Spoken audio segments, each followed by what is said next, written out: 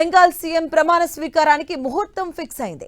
ఈ నెల 9న రవీంద్రనాథ్ ఠాకూర్ జయంతి సందర్భంగా సీఎం ప్రమాణ స్వీకారం చేస్తారని పార్టీ హైకమాండ్ తెలిపింది. ఇప్పటికే సువేందు అధికారి సహా బీజేపీ ప్రధాన నేతలు ఢిల్లీకి బయలుదేరారు.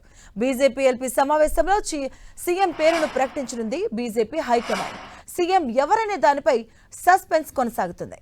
బెంగాల్ సీఎం రేసులో సువేందు అధికారి, దిలీప్ ఘోష్, అలాగే సామిక్ భట్టాచార్య, నిషిత్ ప్రణిక్ ఉన్నారు. ఇక మరోవైపు బెంగాల్లో మహిళా సీఎం అయ్యే ఛాన్స్ కూడా ఉంది.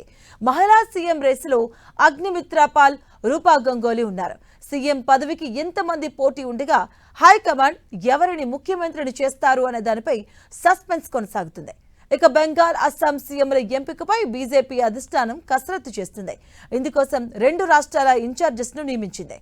బెంగాల్ బీజేపీ పరిశీలకుడుగా అమిత్ షా, సహ పరిశీలకుడిగా ఒడిశా సీఎం మోహన్ చరణ్ నియమించగా, అస్సాం పరిశీలకుడిగా జేపీ నడ్డా, సహా పరిశీలకుడిగా హర్యానా సీఎం నాయబ్ సింగ్ సైని నియమించింది. సీఎం ఎంపికపై ఆయా రాష్ట్రాల ఎమ్మెల్యేలతో పరిశీలకులు చర్చించిన ఒకరిని ఎంపిక చేయబోతున్నారు. ఈ నెల 9న బెంగళూరులో కొత్త ప్రభుత్వం కొలువు తీరబోతున్నట్లుగా ఇప్పటికే అధికారికంగా ప్రకటించారు.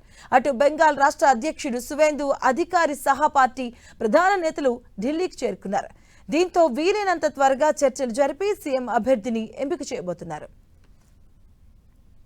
ఇక బెంగాల్ శాసనసభాపక్ష నేతను ఎన్నుకునేందుకు కేంద్ర పరిశీలకుడిగా అమిత్ షాను నియమించింది బీజేపీ అధిష్టానం.